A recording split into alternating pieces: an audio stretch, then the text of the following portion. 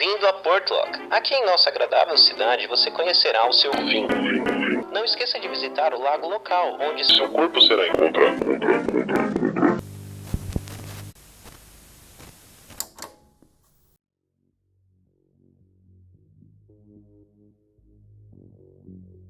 Não é incomum ouvir histórias e lendas de criaturas ou qualquer tipo de perigo que se esconde na mata. Mas hoje em dia, no conforto das nossas casas na cidade, essas histórias são ameaças distantes que procuramos apenas para nos entreter. Mas para as pessoas mais velhas e as que vivem em regiões mais isoladas, essas histórias são um assunto que não deve ser tratado como brincadeira.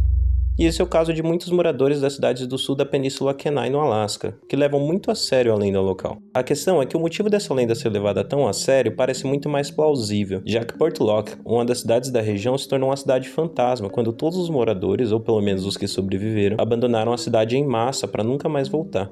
Portlock se destaca como uma cidade fantasma não só pela natureza estranha e violenta dos eventos que levaram as pessoas a fugir da cidade, mas também por ser uma história recente, se passando menos de um século atrás. E a história bizarra dessa cidade, que parece até história de filme de terror, que vai ser o assunto do vídeo de hoje. Mas antes eu tenho um adendo para fazer sobre o vídeo. Esse vídeo será dividido em 3 partes. A primeira é apenas a história da cidade, como é contada. Na segunda vamos discutir teorias sobre o que pode ter ocorrido. E na terceira vamos questionar a história por completo e trazer meus pensamentos com base na pesquisa que fiz. Então, independente se você quer uma visão mais cética ou se você gosta só de ouvir histórias bizarras antes de dormir, esse vídeo foi feito pensando nos dois gostos. Então vamos lá, o que aconteceu em Portlock foi tão terrível a ponto de forçar todos os moradores a abandonar tudo que construíram durante 30 anos. Para entendermos melhor isso, vamos começar dando uma olhada na história da região, já que as histórias de algo naquela floresta são muito mais antigas que a própria cidade.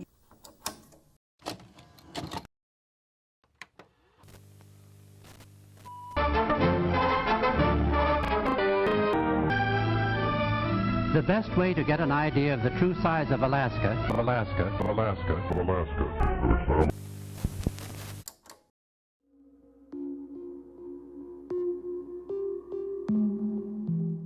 Portlock viria a ser localizada no sul da Península Kenai, na Baía de Port Chatham, no Alasca. Uma região extremamente isolada por seu terreno montanhoso e clima frio. A cidade existiu apenas por 30 anos, sendo fundada em 1921 e abandonada entre 1949 e 1951. Já no século XVIII, toda a região era lar de um povo que já vivia lá há muito tempo, e sabiam que não eram os únicos morando por ali. De acordo com eles, toda aquela região era lar do Nantnuk. O significado parece ser aquele que rapta pessoas, mas também já foi traduzido como coisa grande e peluda. Aparentemente, os nativos não tinham exatamente medo da criatura, mas sim respeito, se mantendo distantes do território que consideravam dela e evitando andar na mata em dias muito nublados. A criatura não parecia ter más intenções contra eles, contanto que fosse deixada em paz. A área que era considerada pelos nativos como pertencendo a essa criatura seria exatamente onde a cidade de Portlock viria a ser fundada. A cidade recebe o nome do primeiro europeu a pôr os pés na área, Capitão Nathaniel Portlock, que durante sua expedição com intuitos comerciais montou um acampamento ali. E daí vem um dos primeiros relatos que temos, com os homens de Nathaniel se sentindo vigiados na região, coisa que também seria reportada por várias pessoas ao longo dos anos. Mas a região só começou a ter realmente atividade humana mais de um século depois. No final do século XIX e começo do século XX, toda a Península Kenai começou a receber muita atividade pesqueira por conta da abundância de salmão. E em 1900, uma empresa de enlatados construiu uma fábrica e um porto onde seria Portlock. Os funcionários da fábrica foram se estabelecendo na região, vivendo a mais ou menos de 1,5 km do seu trabalho. Por que eu especifiquei a distância? Bom, é uma caminhada considerável para se fazer numa região que estava se desenvolvendo. E no caminho entre suas casas e a fábrica, as pessoas relataram se sentir vigiadas. E podemos supor que isso foi piorando ou que algo mais sério aconteceu, já que em 1905 vários dos funcionários da fábrica decidiram ir embora por não se sentirem seguros ali, mas por algum motivo eles voltaram um ano depois. Com o tempo, casas e comércios foram se formando próximo à fábrica e em 1921, com a abertura do correio, a cidade de Portlock foi oficialmente fundada, recebendo várias famílias a partir de 1926 que iam provisoriamente ou para ficar mesmo, por ser um dos poucos lugares na região que tinha uma escola na época. Os primeiros anos da cidade podem ser considerados tranquilos, pelo menos comparado aos eventos que viriam depois na década de 40. Até então, apenas 2 mortes estranhas ocorreram. A primeira aconteceu um ano antes da cidade ser fundada, em 1920, quando Albert Petka, antes de morrer, conseguiu contar que foi atacado por alguma coisa grande e peluda, mas ele não sabia o que era, mas disse ter certeza de não ser um urso. Durante o ataque, seus cachorros ajudaram a afugentar a criatura, mas não antes dele receber um golpe no peito, que depois foi a causa de sua morte. Uma morte não aconteceria novamente até 1931, quando o lenhador Andrew Camlock foi encontrado morto. A causa da morte aparentemente foi um golpe na cabeça que o matou na hora. O estranho é, o golpe aparentemente foi dado usando um equipamento de serraria muito grande para uma pessoa só carregar e ainda por cima conseguir acertar alguém. E o tempo todo os moradores de Portlock se sentiam observados ao sair da segurança da cidade. Uma pista sobre a presença desse observador na floresta foi encontrada depois quando o grupo de caçadores se uniu para caçar um alce. Seguindo a trilha do animal, eles se depararam com uma área com grama amassada e sangue, indicando que o alce teria lutado com algum outro animal ali, o que por si só não seria estranho, já que ursos vivem na região ali e caçam alces. Porém, duas coisas levaram os caçadores a acreditar que não tinha sido um urso o responsável. No local, eles encontraram pegadas que pareciam pegadas humanas, exceto por terem cerca de 45 centímetros de comprimento. O mais estranho nessa situação é que as pegadas do alce acabavam ali, e o corpo do alce não estava no local. E nenhum urso ou qualquer coisa naquela floresta conseguiria carregar o corpo de um alce. Com medo, os caçadores acharam melhor não seguir a trilha misteriosa e voltaram. Agora você pode estar se perguntando, logicamente, se eles estavam em grupo e provavelmente todos armados, por que não seguiram as pegadas e acabaram com o problema? Bom, eles terem fugido na verdade é bem mais plausível do que parece. Alces são assustadores. Um alce adulto pode chegar até cerca de 3 metros de comprimento e 2 metros de altura, pesando cerca de meia tonelada. Caçadores de alces sabem como esse animal é perigoso de perto, e não é à toa que nesse caso eles tinham ido em grupo. E se alguma coisa matou um alce sozinho e ainda o carregou, provavelmente é melhor deixar essa coisa ter sua refeição em paz. Essas informações podem parecer meio desnecessárias, mas elas são importantes para a gente ter um contexto e entender o medo que as pessoas estavam sentindo e o motivo. A parte bizarra da história começa, como eu disse, em 1939. A partir daí, os caçadores da cidade começaram a simplesmente desaparecer na floresta. Essas pessoas saíam principalmente para caçar carneiros na região, indo sozinhos ou no máximo em dupla. E numa região remota e com um clima terrível como o do Alasca, o desaparecimento de pessoas na floresta, embora trágico, não parece nada de sobrenatural. Mas vale dizer que muitas dessas pessoas eram nativas dali e conheciam muito bem aquela região. E provavelmente não caçavam apenas por esporte, mas por trabalho, ou seja, essas pessoas sabiam o que estavam fazendo e não se perderiam facilmente, além de estarem armadas, né? Outro caso de desaparecimento que vale comentar, por ser um pouco diferente, é sobre um homem que estava procurando ouro num local específico ali da região, ou seja, ele provavelmente sabia o caminho de ir e voltar muito bem, porém um dia ele saiu para minerar e nunca mais voltou. Agora, um desaparecimento é uma coisa. Agora, com o passar dos anos, uma série de desaparecimentos sem nenhuma explicação já seria o suficiente para assustar uma comunidade inteira e fazer muitas das pessoas decidirem ir embora. Porém, as comunidades daquela região são muito afastadas, e o clima agressivo e o terreno montanhoso fazem da viagem não só difícil, mas perigosa. Os jornais da época, hora ou outra, noticiavam sobre uma queda de avião ou alguém que se perdeu no meio do mar. Mesmo hoje, as comunidades da região são de difícil acesso, e a cidade de Portlock mesmo só pode ser acessada pelo ar ou pelo mar, a não ser que você queira andar por quilômetros numa região fria e montanhosa. Enfim, as coisas continuariam piorando enquanto as pessoas estivessem morando ali.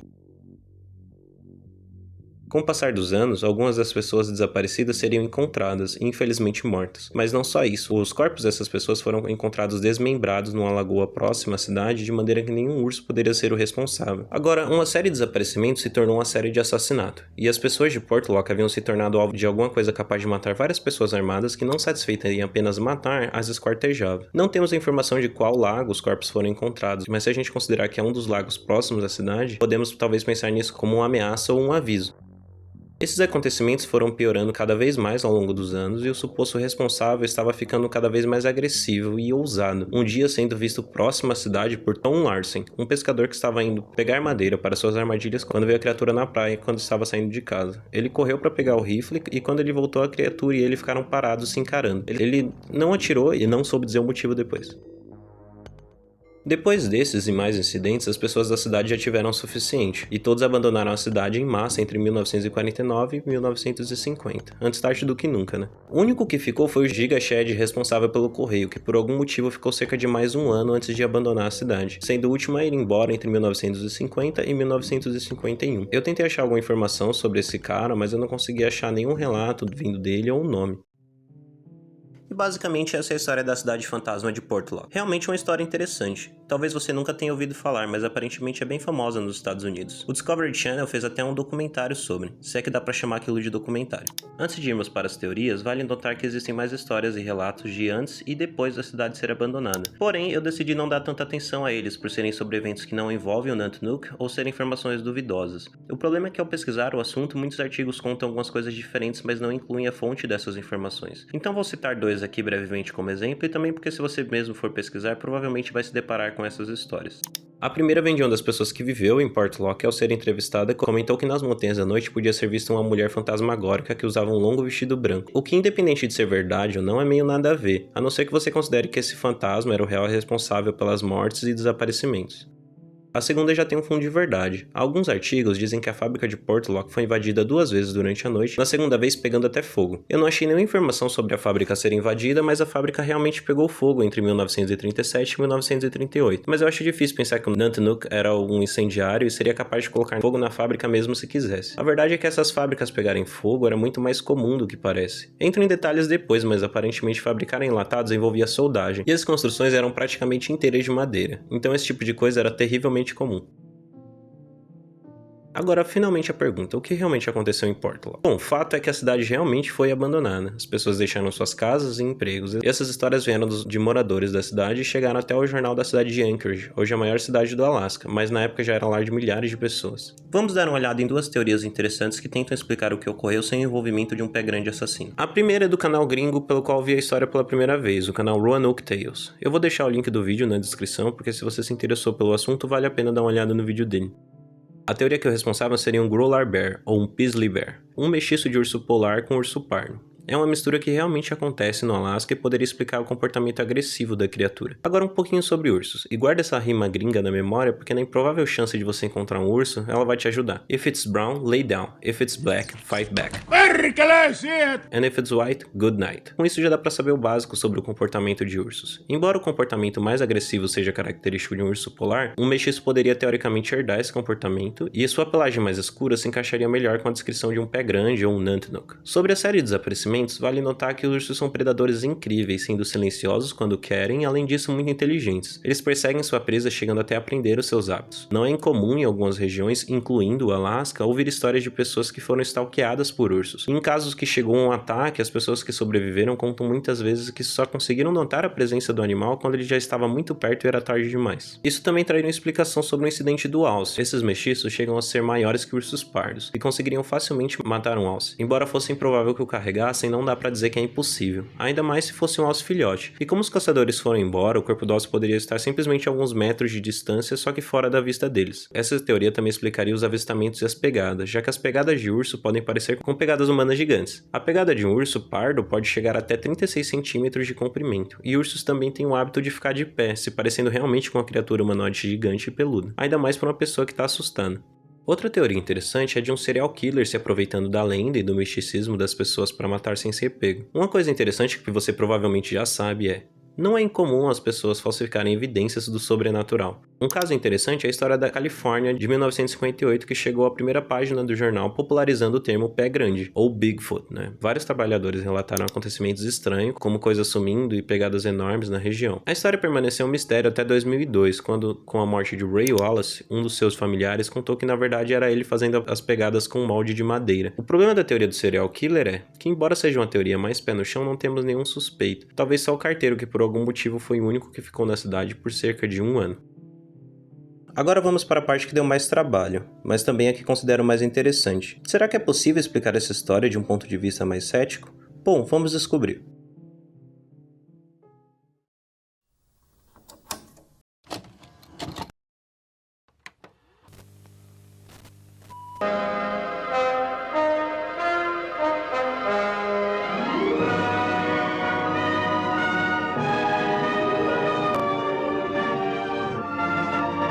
Hello there. Welcome to Moody Institute of Science. Para começar, precisamos achar a fonte dessa história, já que com o passar dos anos, acontece um efeito tipo de telefone sem fio, e algumas coisas são adicionadas e alteradas. A história original vem de um artigo de 73 que conta a história com base em relatos de ex-moradores. Com base nesse artigo, uma jornalista foi entrevistar alguns moradores anos depois, em 2009, e o artigo de 2009 se tornou a principal referência quanto à história de Portlock. Então vamos olhar esses artigos. O artigo de 73, infelizmente, eu não tive acesso. Ele está arquivado no site oficial do jornal, mas é necessário pagar uma assinatura para ler, coisa que eu não fiz. Mas o livro Sasquatch, Macacos Entre Nós, tem um trecho do artigo. Vou deixar na tela traduzido por alguns segundos caso você queira ler. Esse artigo conta sobre os desaparecimentos e assassinatos, o incidente do Alce e a fuga da cidade em 49. Já o artigo de 2009 traz todas as informações do artigo de 73 e adiciona os relatos de Malania, que nasceu em Portlock, e Simeon, que reconta as histórias que ouviu. Na entrevista, Malania conta sobre a morte de Andrew Kamluk, seu parente, e Simeon conta que ouviu sobre o minerador e o avistamento de Tom Larsen. 3 histórias contidas no artigo não vamos dar muita atenção aqui. Um é o fantasma de vestido preto, que foi relatado pela Malania, mas não tem muito a ver, e as outras 2 são relatos da região, mas que aconteceram depois, na década de 70 e 90, se passando depois que a cidade foi abandonada, então não nos interessa muito. Para resumir, os pontos importantes dos 2 artigos são a fuga da cidade e os desaparecimentos e assassinatos. Para a gente conseguir explicar essa história, só precisamos explicar esses 2 pontos. Mas só por precaução, vamos finalizar algumas pontas soltas primeiro e falar sobre os incidentes menos importantes, só para garantir que cobrimos tudo. Você deve ter notado que a história de Albert Petka não aparece em nenhum dos artigos. Isso é porque ela foi adicionada depois. Telefone sem fio, lembra? A história de Albert Petka, curiosamente, está na mesma página do livro sobre o Pé Grande que eu achei o artigo de 73. Porém, esse relato é de Nulato, no Alasca, um local a centenas de quilômetros de Portlock. Outras coisas que também foram adicionadas depois são os trabalhadores da fábrica terem fugido, os homens de Nathaniel Portlock se sentirem observados e o carteiro ter ficado mais um ano na cidade. Sobre os trabalhadores da fábrica, essa informação parece ter vindo de uma carta ao editor de uma revista de pesca antiga, mas não pude confirmar e parece meio sem sentido também. E sobre os homens de Nathaniel, também não pude confirmar. Vale notar que é debatido se eles realmente montaram acampamento na região ou se foram mais para o norte. Enquanto ao carteiro, não pude achar a origem dessa informação, então ela pode ser verdade ou não. Sobre o incidente do alce, enquanto procurava vídeos e imagens para edição, eu descobri que um urso pardo conseguiria sim arrastar um alce. Então isso, somado com o que comentamos na teoria do urso mestiço, deve ser o suficiente para explicar sobre. E sobre Tom Larsen, bom, um avistamento não é nada de alarmante, ainda mais porque poderia ser só um urso de pé. Mas como eu pesquisei sobre, eu queria comentar. Eu fui verificar e aparentemente essa pessoa existiu mesmo, se considerarmos que o nome dele é Thomas Van Larsen. O que me fez querer comentar dele é que encontrei um artigo sobre um trabalho de escola de 81, onde um estudante entrevistou esse homem. O legal é que ele contou para o estudante sobre seu trabalho em Portlock, e a descrição do trabalho bate certinha com a do Tom Larsen da história. Beleza, eu sei que você não liga, mas eu acho legal achar essas coisas perdidas na internet.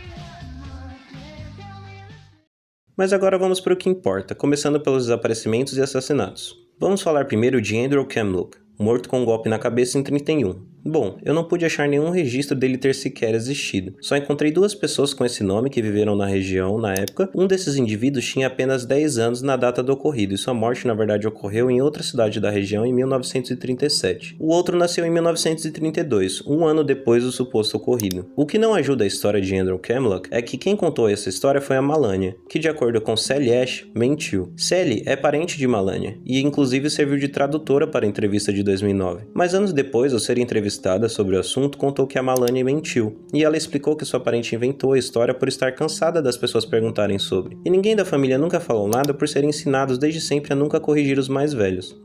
Quanto às outras mortes e desaparecimentos, eu não pude encontrar nada no noticiário da época, só um infeliz que conseguiu cair de cabeça na praia e fraturar o crânio.